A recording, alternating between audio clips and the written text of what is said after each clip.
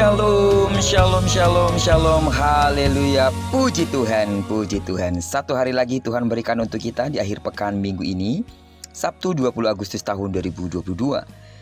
Ini adalah sebuah anugerah yang harus bisa kita jalani dengan penuh tanggung jawab di hadapan Tuhan tentunya.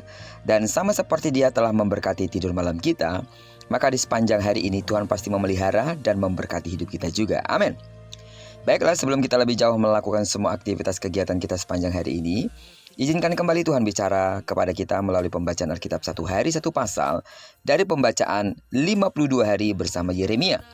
Dan hari ini kita telah berada di hari yang ke-47, maka kita akan membaca kitab Yeremia pasal yang ke-47 ayat pertama sampai dengan ayat yang ke-7. Judul renungan kita pada pagi hari ini, bertahan menghadapi tekanan. Sebagai pengantar renungan ini, saya akan coba bacakan untuk kita ayatnya yang ke-6 sampai dengan ayat yang ke-7. Ah pedang Tuhan, berapa lama lagi engkau berhenti? Masuklah kembali ke dalam sarungmu, jadilah tenang dan beristirahatlah. Tetapi bagaimana ia dapat berhenti? Bukankah Tuhan memerintahkannya? Ke Askelon dan ke tepi pantai laut, kesanalah ia menyuruhnya. Penghakiman Allah berlaku untuk semua orang, untuk segala bangsa. Seperti Yerusalem yang menghadapi penghakiman Allah, demikian juga dengan bangsa yang lain. Penghakiman Allah seperti pedang yang sedang terhudus dan tidak mungkin disarungkan kembali. Hal itu merupakan gambaran bahwa penghakiman itu pasti terjadi. Apa yang akan terjadi pada bangsa Filistin merupakan sebuah kengerian besar, yaitu bahwa akan datang bangsa yang menghancurkan Filistin seperti air yang mengamuk. Bahkan hari yang menakutkan itu membuat para ayah tidak dapat lagi berpaling menoleh kepada anak-anak. Hal ini menggambarkan bahwa mereka tidak dapat bergerak lagi seperti orang mati jadinya. Filistin adalah bangsa yang sering kali mempersulit kehidupan umat Tuhan. Kali ini, umat Tuhan menyaksikan bahwa musuh-musuh mereka akan mendapat hukuman dari Tuhan. Hal ini merupakan penghiburan yang membuat umat Tuhan bisa bersabar ketika menghadapi tekanan musuh, karena kelak Tuhan akan menyelamatkan dan membalaskan. Kehidupan orang percaya memang tidaklah mudah. Seringkali orang percaya menghadapi tekanan dari orang-orang yang membenci Kristus, secara langsung maupun tidak langsung.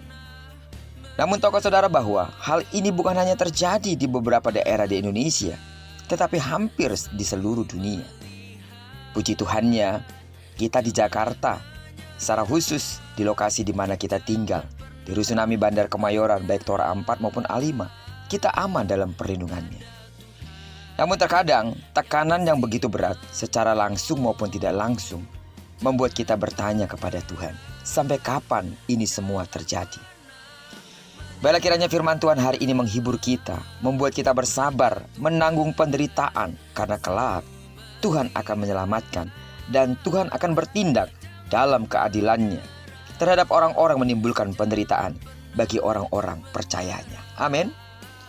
Jadi sekalipun mungkin di kantor, di pekerjaan, ada rekan kerja kita, atau bahkan mungkin atasan kita yang mengetahui kalau kita adalah anak-anak Tuhan, kerap kali kita mungkin menghadapi tekanan atau mungkin diskriminasi tertentu karena mereka tahu kita anak-anak Tuhan. Tetaplah bertahan di sana. Jangan membalaskan kejahatan dengan kejahatan. Jangan membalaskan ketidakadilan dengan ketidakadilan. Berikan tempat buat Tuhan.